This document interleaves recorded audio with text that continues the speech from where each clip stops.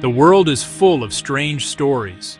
Some tales are so bizarre they seem impossible. Yet, they are told and retold, year after year. The story of Emilie Sagée is one such tale. She was a French teacher living in the 19th century. By all accounts, she was a good teacher. She was kind, intelligent, and well-liked by her students. But Emilie had a secret. It was a secret she could not control. Something strange followed her wherever she went. This strange thing was a part of her, yet separate. It was her exact double, her doppelgänger. This phenomenon would disrupt her life in ways no one could imagine. The term doppelgänger comes from German. It means double walker. It refers to a ghostly double of a living person. Seeing a doppelgänger is often seen as a bad omen. In folklore, it could mean that death is near. For Emilie Sagée, her double was not just a fleeting shadow seen from afar. It was a solid, physical presence. It appeared right next to her, in front of dozens of witnesses. Her story is one of the most detailed and well-documented cases of a doppelganger in history. It forces us to question what we know about reality, consciousness, and the very nature of ourselves. Emilie Sagée was born in Dijon, France, in 1813. Her life seemed ordinary enough at first. She was a bright young woman who chose a career in teaching. However, she found it difficult to keep a job. Over a span of 16 years, she worked at 19 different schools. This was not because she was a bad teacher. In fact, her employers always praised her skills and her character. The problem was the unsettling events that always seemed to happen around her. Schools would let her go because students and staff became too frightened. The strange occurrences always involved the appearance of her mysterious twin. The most famous account of her doppelganger comes from her time in 1845. She was teaching at Pensionat von Neuvelka. This was an exclusive girls' school in what is now Latvia. The school was run by a man named Baron von Wrangel. It was here that the strange events became impossible to ignore. The sightings started small. A student might see two Miss Sagées standing side by side. One would be teaching, and the other would be silently mimicking her movements. At first, people thought their eyes were playing tricks on them. But soon, the sightings became more frequent and more undeniable. Everyone at the school was about to witness something truly unforgettable. At the Pensionat von Neuvelka, life was usually calm and orderly. But that changed with Emilie Sagée's arrival. The sightings of her double grew more bold. One day, Emilie was at the blackboard, writing a lesson. Her students watched in shock as a second Emilie appeared beside her. This double was an exact copy, down to the clothes she wore. The only difference was that the doppelganger did not hold any chalk. It perfectly mirrored every move the real Emilie made. The students were frozen in their seats, unsure of what they were seeing. The real Emilie seemed completely unaware that her spectral twin was standing right there. The sightings were not limited to just one or two people. The entire school community began to experience them. Sometimes the double would be seen sitting in a chair while Emilie was standing and teaching.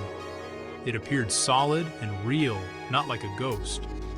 But it was always silent and passive. The students noticed something else that was very strange. Whenever the doppelganger appeared, the real Emilie Sagée would seem tired and weak. Her movements would become slower, and her voice would fade. It was as if the double was draining her life force. This connection between the two figures made the situation even more frightening for everyone involved. The most famous incident happened in front of 42 students. The girls were all gathered in a large hall for their sewing and embroidery lesson.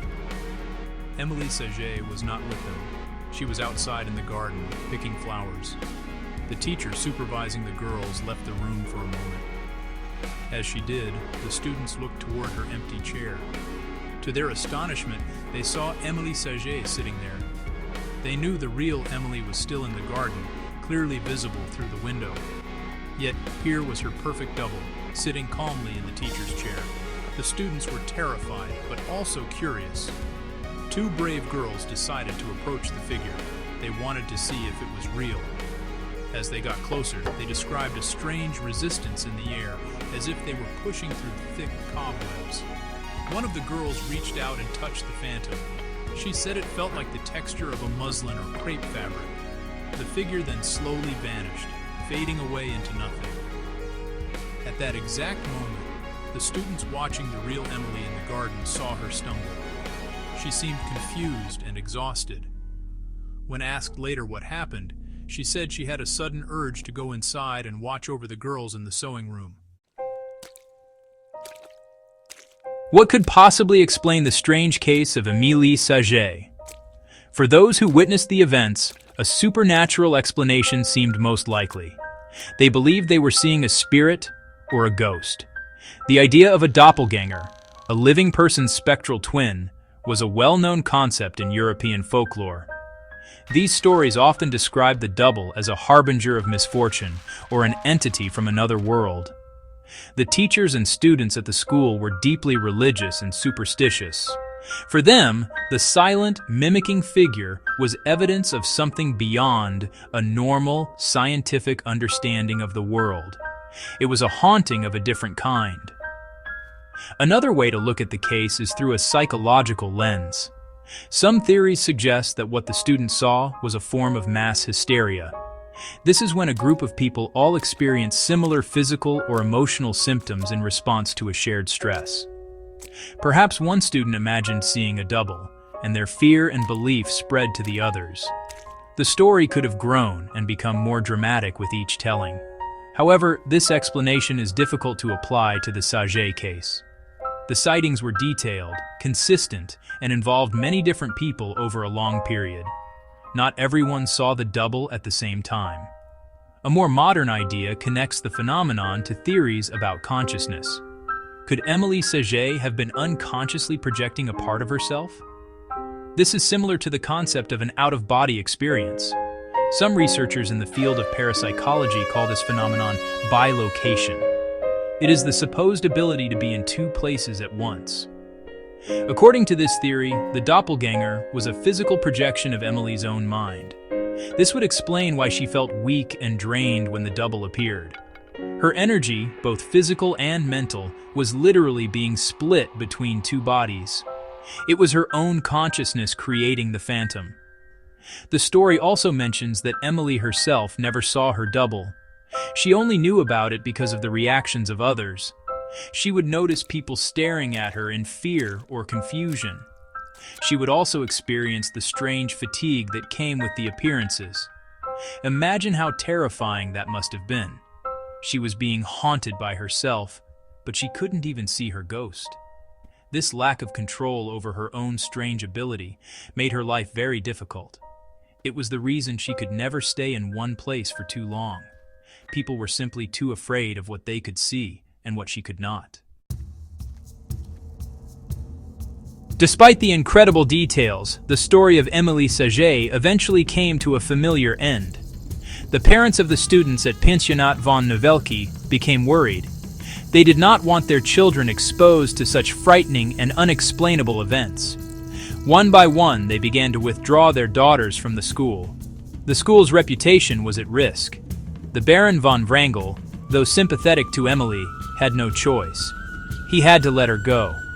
Once again, Emilie Sagée lost her job not for anything she had done wrong, but because of the bizarre shadow that followed her. Her double had cost her another home and another career. The story endures primarily because of one eyewitness, Julie von Guldenstube.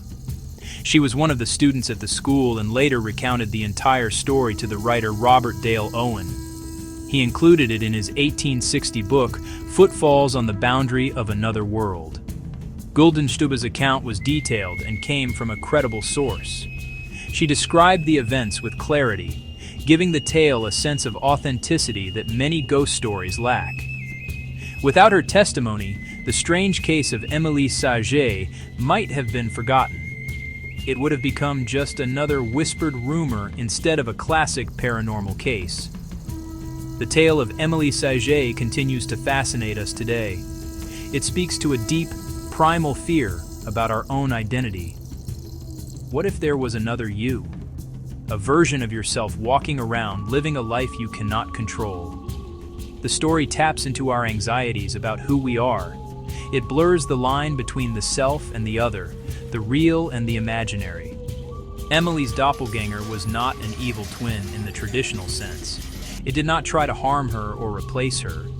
It simply existed, a silent and passive mirror that threw her entire world into chaos and confusion.